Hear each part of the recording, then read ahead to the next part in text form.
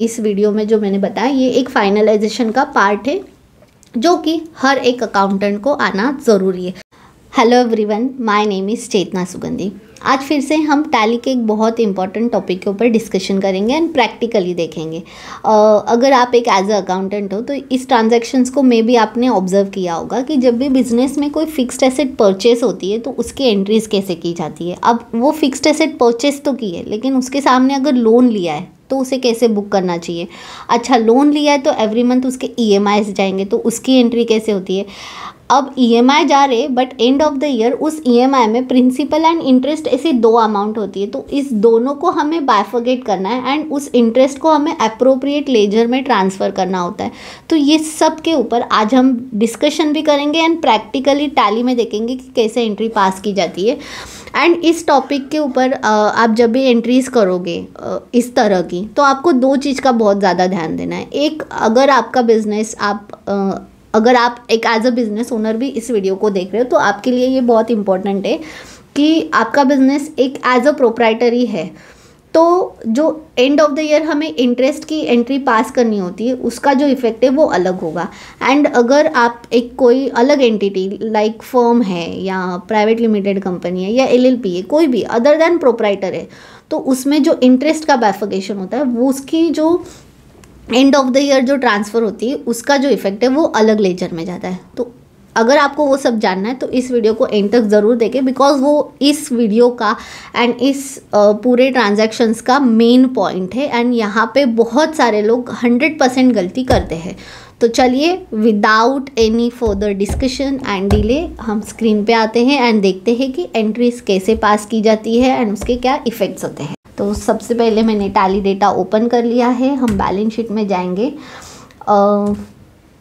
मुझे अगर एंट्रीज़ भी पास करनी है तो भी मैं बैलेंस शीट के थ्रू ही करती हूँ। मैं डायरेक्टली वाउचर में जाऊँ एंड करो, वो मेरी प्रैक्टिस नहीं है एंड मैं ये हर एक वीडियो में बताती हुई हूँ। तो बैलेंस शीट, ठीक है।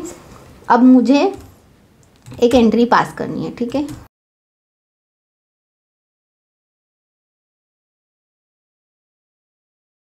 इसका पीरियड सिलेक्ट करना है, ठीक है। चलिए मैं आज वाउचर से एंट्री करती हूँ।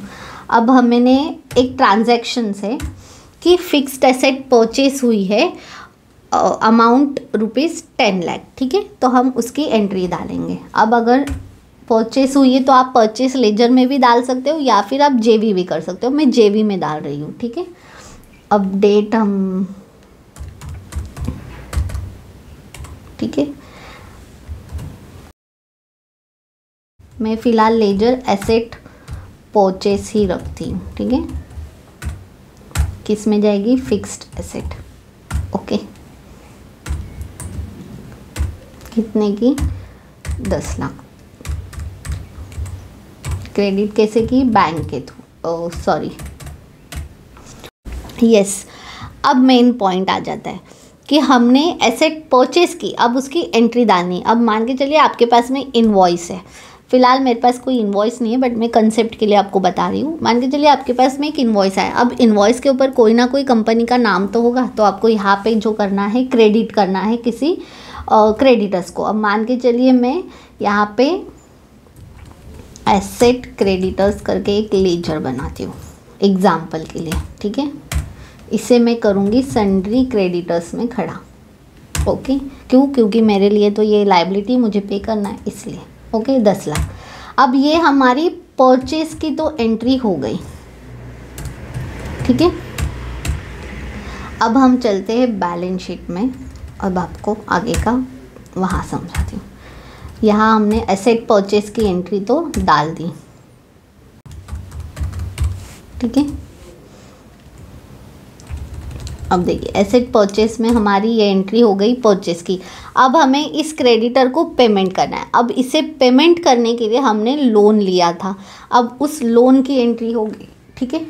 मीन्स हमने लोन के थ्रू पेमेंट किया, या जनरली ऐसे भी होता है ना कि हमने कोई रेसिडेंशियल प्रॉपर्टी बुक की है। अब प्रॉपर्टी है 50 लाख की, डाउन पेमेंट हमने 5 लाख हमारे थ्रू किया एंड 45 लाख का हमारा लोन हुआ। वो मैं आगे आपको एग्जांपल दे दूंगी वो भी। अब हमें इसे पेमेंट करना है तो हम इधर एंट्री करेंगे किसकी? पेमेंट की, ठीक है। पेमेंट किसे किया हमने? एसेट परचेस को पेमेंट किया सॉरी क्रेडिटर्स को, एसेट क्रेडिटर्स को कितना 10 लाख। अच्छा, कैसे किया? तो हमने लोन लिया। अब एसेट क्रेडिटर्स पहले मैंने क्रेडिट किया था, क्यों? क्योंकि वो मेरे लिए लाइबिलिटी, अब उस लाइबिलिटी को मैं कम कर रही हूँ केस, इसीलिए मैं उसके क्या करूँगी, डेबिट करूँगी। लेकिन उसे कम करने के लिए मैंने और एक लोन लिया है, तो वो भी मेरे लिए लाइबिलिटी, तो मुझे उसे क्रेडिट करना पड़ेगा, क्योंकि हमेशा एसेट जब बढ़ती है तब डेबिट होती है, एसेट कम होती है तो क्रेडिट होती है, लाइबिलिटी बढ़ती है तो क्रेडिट होती है, लाइबिलिटी कम होती है तो डेबिट होती है। इस लॉजिक को भी आपको समझना पड़ेगा। अब यहाँ पे हमने लोन लिया, अब हमने लोन फॉर एसेट, ठीक है, कोई भी बैंक से ले लिया, मान के चलिए SBI से ले लिया, ओके। अब इसे मैंने किधर, या सिक्योर्ड लोन में किया, या फिर आप सिर्फ लोन में भी रख सकते हो, कहीं भी। मैं सिक्योर्ड लोन में रखूँगी, ठीक है। लोन टेकन, ठीक है। ओह सॉरी, इसकी हमें, इससे मुझे किस में किया मैंने, सिक्योर्ड लोन, यहाँ पे मुझे इसे JV करना है, सॉरी पेमेंट में नहीं, ठीक है। अब मेरा एसेट 10 लाख एंड लोन, हमारा सिक्योर्ड लोन 10 लाख, ये भी एंट्री आ गई, ओके। अब इस 10 लाख के सामने एवरी मंथ हमारा EMI जा रहा है, तो EMI की एंट्रीज होगी। अब मैंने 10 लाख का तो यहाँ पे एंट्री कर दी, एक्चुअल हमारे पास में उस समय कुछ प्रोसेसिंग फीस है, वो सब कट होके पेमेंट आता है, तो आपको उतना ही अमाउंट डालना है, लेकिन मैंने फ़िलहाल एग्जाम्पल के लिए किया है। अब हमें मई मंथ में उसकी EMI आई, तो EMI की हमें एंट्री करनी है। अब EMI तो मेरी बैंक से जाएगी, बराबर, कब, मई मंथ है ना, तो 1 मई को ही हमारी EMI आ रही है, ठीक है। अब लोन की EMI पे हो रही है, दैट मीन्स हमारा लोन कम हो रहा है, तो हम उसे डेबिट करेंगे। लोन फॉर एसेट SBI, कितने की EMI है, मान के चलिए 50,000, ठीक है। क्रेडिट हमारे बैंक से जा रही है, तो हम बैंक में को क्रेडिट करेंगे। अब EMI तो हमारी बैंक से ही जाएंगी, ठीक है। EMI, ठीक है। अब अगर आपके पास स्टेटमेंट है एंड आपको पता है कि कितना इंटरेस्ट है, कितना प्रिंसिपल है, तो वो नरेशन में लिख दीजिए, नहीं है तो मत लिखिए, ठीक है। तो इस तरह से हमारी एवरी मंथ उसकी EMI की एंट्रीज हमारी होगी। अब मैं इसी को ही Alt2 करती हूँ एंड F2,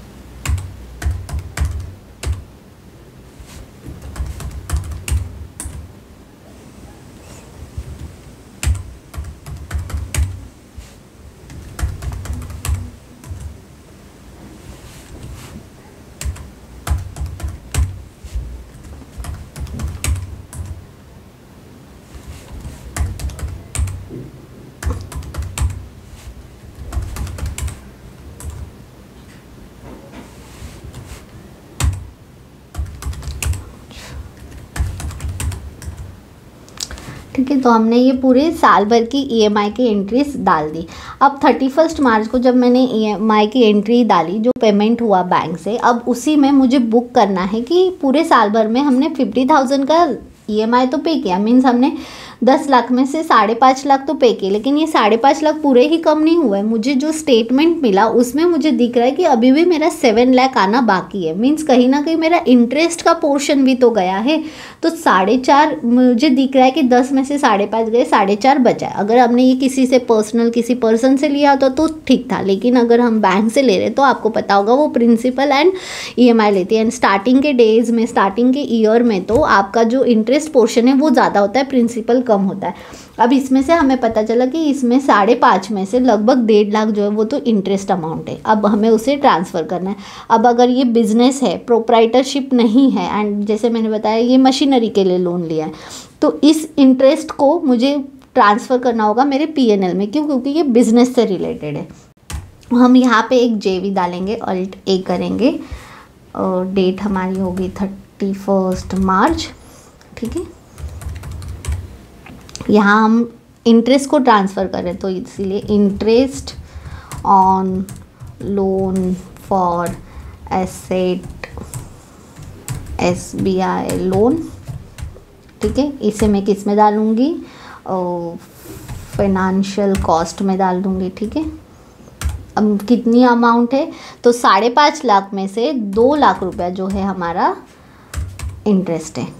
क्रेडिट हमारा जो लोन फॉर एसेट है उसे करेंगे। क्यों करेंगे? क्योंकि मेरे हिसाब से बैलेंस आ रहा है 4.5 लाख, लेकिन आज पर स्टेटमेंट आ रहा है 6.5 लाख, तो इसीलिए हमें उसे क्रेडिट, मीन्स बैलेंस कम दिख रहा है, मुझे बढ़ाना है तो मेरी लाइबिलिटी बढ़ेगी, इसके लिए मुझे क्रेडिट करना है। तो इंटरेस्ट एंट्री पास, या लिखेंगे interest on loan transfer to PNL account. ठीक है, क्यों PNL में किया? क्योंकि ये है बिजनेस से रिलेटेड। अब अगर यही हमने कोई रेसिडेंशियल प्रॉपर्टी ली है तो उसकी एंट्री कैसे होगी वो भी हम देख लेते हैं। अब मैंने यहाँ पे एसेट परचेस लिखा था, ऐसे ही मैं एक और एंट्री डालती हूँ। डेट होगी मेरी 10 अप्रैल। डेट तो कोई भी चलेगी, नहीं मैं फ़िलहाल इसकी डेट जो है वो पास की रखती हूँ। मान के चलिए मैंने 10 जनवरी को ख़रीदी। अब मैंने क्या ख़रीदा? House property. तो रेसिडेंशियल फ्लैट परचेस। ठीक है, ये डाल दिया, या जिस बिल्डर से परचेस किया वो भी हम डाल सकते हैं, जो आपको डालना है। किस में आएगा? फिक्स्ड एसेट में। ठीक है, कितने का ख़रीदा? 50 लाख का। ठीक है, किससे ख़रीदा? तो कोई बिल्डर से ख़रीदा है तो हम यहाँ पे डाल देते हैं। आपको जो रेसिडेंशियल प्रॉपर्टी हो गई या ऑफिस प्रॉपर्टी, उसमें एज़ पर एग्रीमेंट जो वैल्यू होगी वो डालना है, एंड उसके अंदर आपको स्टैम्प ड्यूटी ऐड करनी होती है। मैंने फ़िलहाल 50 लाख डाला है, मान के चलिए 50 लाख पे 5 लाख स्टैम्प ड्यूटी, तो मुझे 55 लाख बुक करना है। बट आप बुक्स में तभी ही एंट्री डालोगे जब आपकी वो प्रॉपर्टी रजिस्टर्ड हुई है।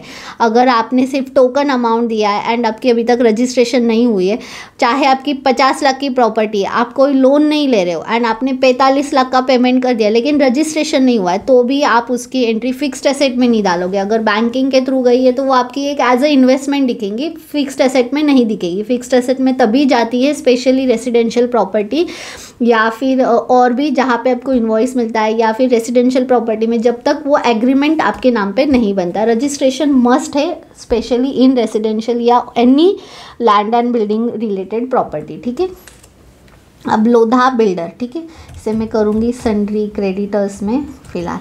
ओके, मान के चलिए प्रोप्राइटरशिप की ही बैलेंस शीट है। ओके, तो हमने यहाँ पे ये एंट्री को पास किया। ओके, अब लोधा बिल्डर जहाँ मैंने डाला है वहाँ पे हम ये भी कर सकते थे कि हम वहाँ पे डायरेक्टली लोन अकाउंट कर सकते थे, बट आपको बेटर समझे इसीलिए मैंने ऐसे एंट्री की है। या फिर यहाँ पे अगर मैंने 50 लाख की है, 50 लाख में से अगर मैंने मान के चलिए ये नहीं करते हुए मैं यहाँ पे कर रही हूँ कैश में, अगर मान के चलिए मैंने 5 लाख दिया, एग्ज़ाम्पल 5।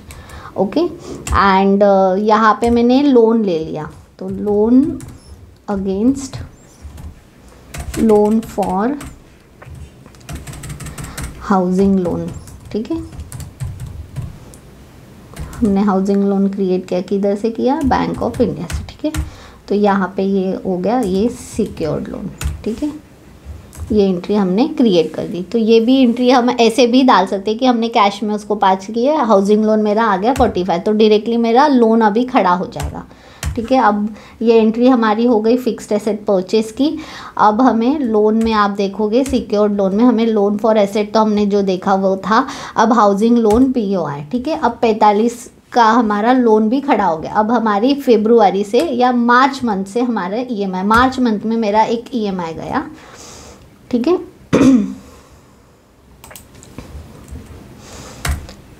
तो मुझे डेबिट करना होगा हाउसिंग लोन को। मेरा ईएमआई है मान के चलिए 70,000, ठीक है, ईएमआई, ओके। अब ये इस साल का फर्स्ट ईएमआई, लेकिन इस ईएमआई में भी इंटरेस्ट अमाउंट है। जब 31 मार्च 23, 25 जो भी ईयर है उसका आप बैलेंस देखोगे तो मुझे एज पर मेरे बुक्स ऑफ अकाउंट 4430 दिख रहा है, लेकिन एज पर स्टेटमेंट जो बैलेंस है वो कुछ अलग है, तो हमें उसकी एंट्री डालनी है। अब मान के चलिए कि 70,000 में से लगभग 43,000 इंटरेस्ट है, ठीक है, तो हमें उसकी एंट्री डालनी है, ओके। अब वो मैं जेवी पास करूँगी।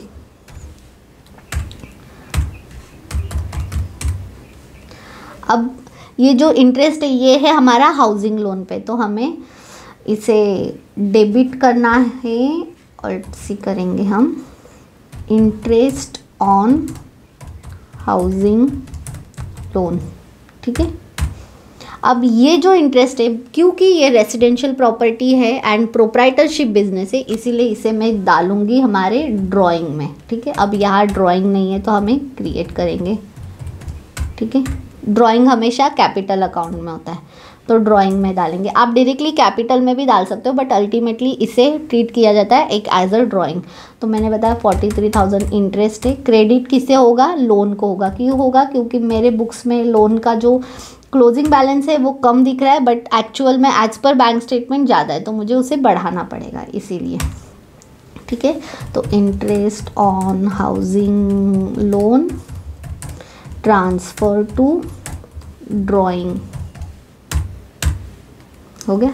तो अब आपको ये जो क्लोजिंग है 4473 ये मैच करना बहुत ज़्यादा ज़रूरी है, क्योंकि आप अगर 43,000 की एंट्री नहीं डालते तो आपका 45 में से सीधा 70 लेस हो जाता है एंड 4430 दिखता, बट एक्चुअल बैंक के हिसाब से आपका जो क्लोजिंग बैलेंस है वो ज़्यादा है। तो इसके लिए आपको इंटरेस्ट की अमाउंट एवरी लोन में पास करना ज़रूरी है, even in OD account also. आप अगर ओडी सीसी लेते हो तो उसमें भी एवरी मंथ कुछ ना कुछ इंटरेस्ट चार्ज होता है। ओडी में ईएमआई नहीं होते हैं, आपने जितना यूज़ किया उसका इंटरेस्ट होता है।